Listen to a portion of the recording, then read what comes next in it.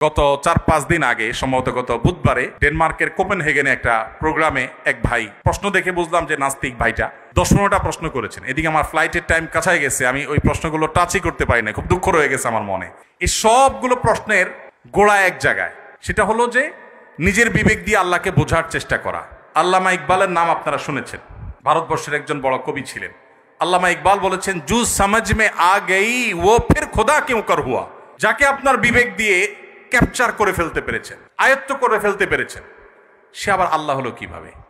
অনেকে প্রশ্ন করে, বিদ্যুৎ যে আবিষ্কার করেছে, তার আবিষ্কৃত বিদ্যুতের লাইট দিয়ে কোরআন পড়ে আপনি জান্নাতে যাবেন, আর সে বেঈমান হওয়ার কারণে জান্নাতে যাবে না, কেমন কথা?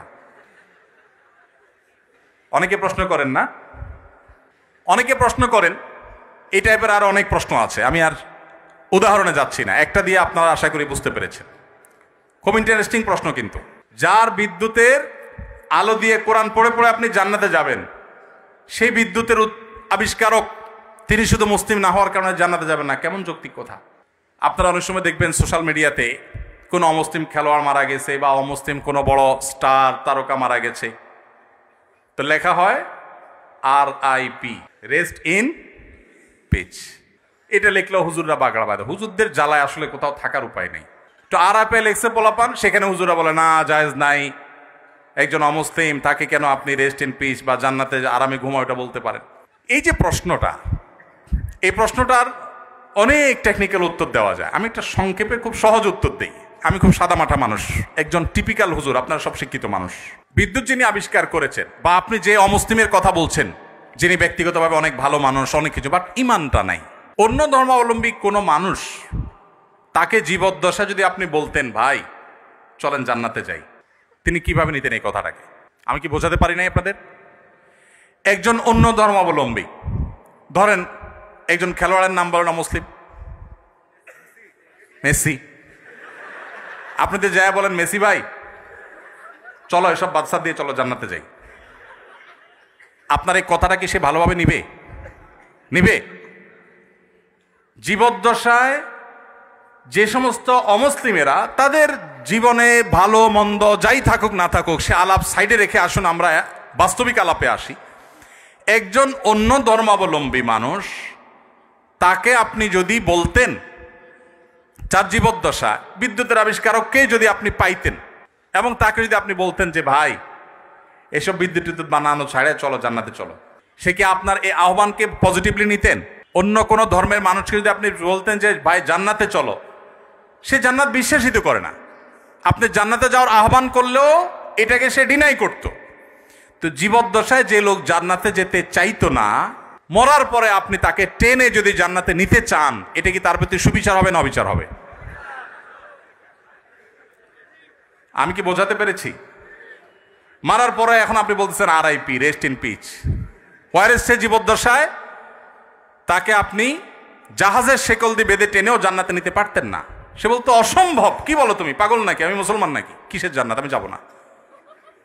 যে জীবদ্দশার জান্নাতে তাকে টেনে নেওয়া যাইতো না, মরার পর আপনি বলতেছেন হ্যাঁ অমুসলিম হয়েছে, তাতে কি হয়েছে, তার তো অনেক ভালো কাজ আছে, তাহলে কেন সে জান্নাতে যাবে না? এটা কেমন অবিচার? আপনার এই চাওয়াটাই তো অবিচার, আপনার এই চাওয়াটাই তো অযৌক্তিক। ভাইরা আমার, আমরা আল্লাহ সুবহানাহু ওয়া তাআলাকে আমাদের মতো করে ভাবি। আমরা চিন্তা করি একটা মানুষের সব ঠিক আছে, শুধু ঈমানটা একটু নাই, শুধু ঈমানটা নেই, আর সব ঠিক আছে।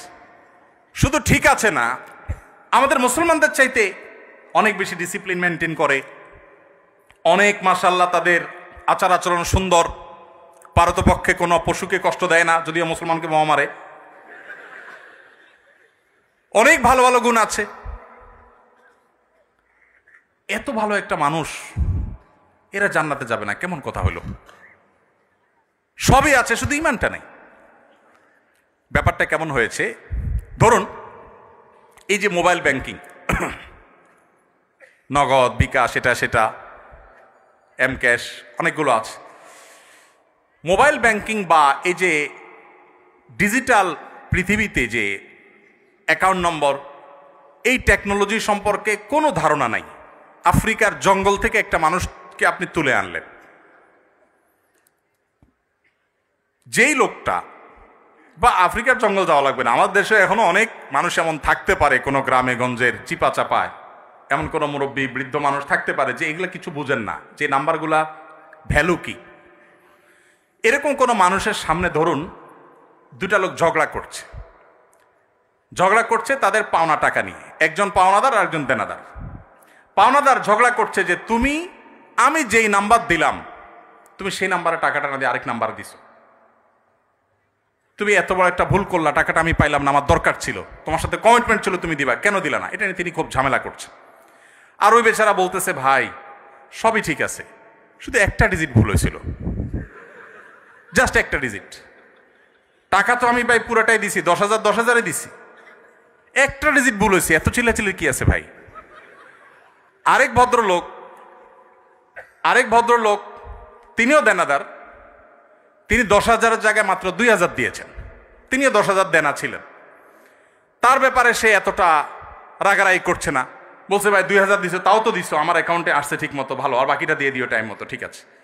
এখন ওই যে বৃদ্ধ চাচা, যে এই টেকনোলজি সম্পর্কে কোনো ধারণা নাই, সে চাচা এসে এখন বলতেছে ভাই একটা লোক 2,000 দিল, তুমি খুশি হয়ে গেলা, আর এই বেচারা 10,000 দিল, 10,000 দিছে, পুরাটাই দিছে, লাগলে আরো 2,000 হয়তো বাড়াইয়াও দিছে, শুধু একটা ডিজিটের ভুলের কারণে এত চেতাচেতির কি আছে?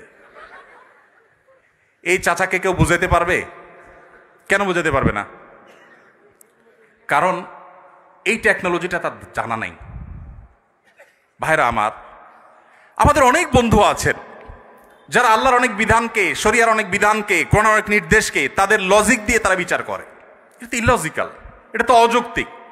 আরে ভাই, আরবিতে একটা প্রবাদ আছে, আল ইনসানু আদা উল্লিমা জাহিলু, মানুষের কাছে যে বিষয়ে অজানা থাকে সেটা তার কাছে শত্রু মনে হয়। আপনি যে টেকনোলজি জানবেন না সেটা আপনার কাছে ইলজিক্যাল মনে হবে। বিদ্যুৎ আবিষ্কার হয়েছে আজ থেকে কত বছর আগে?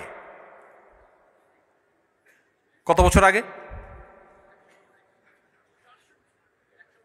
যতশো বছর আগেই হোক, ধরেন 500 বছর আগের পৃথিবীর কোনো মানুষ, বিদ্যুৎ আবিষ্কার হওয়ার আগের পৃথিবীর কোনো মানুষ, তাকে যদি বলা হতো যে এখানে ওয়ালে একটা সুইচ আছে, এখানে টিপ দিলে ওই 20 হাত দূরে ফ্যান ঘোরা শুরু করবে, এটা যদি বলা হতো, তার কাছে এই কথাটা কি লজিক্যাল হতো না ইলজিক্যাল হতো? লজিক্যাল হতো। সে বলতো হাস্যকর, তাই না? ফেসবুকীয় ভাষায় সে বলতো কি, জাস্ট হাস্যকর। টিপ দিবা এখানে ওয়ালে, ফ্যান ঘুরবে 20 হাত দূরে, কিভাবে সম্ভব? ফালতু কথা, গল্পের আর জায়গা পাও না মিয়া। কারণ সেই টেকনোলজিটা জানা নাই। মানুষের তৈরি টেকনোলজি সম্পর্কে এতটুকু গ্যাপ থাকার কারণে যদি কোনো কিছু তার কাছে ইলজিক্যাল মনে হয়, মানুষের সৃষ্টিকর্তা, মানুষের এই ব্রেইনের সৃষ্টিকর্তা আল্লাহ রাব্বুল আলামিনের কাছে তার কোনো আদেশ, তার কোনো নিষেধ, এটার যৌক্তিকতা বাহ্যিক দৃষ্টিকোণে আমার বুঝে আসছে না, তার টেকনোলজি আমি ধরতে পারছি না।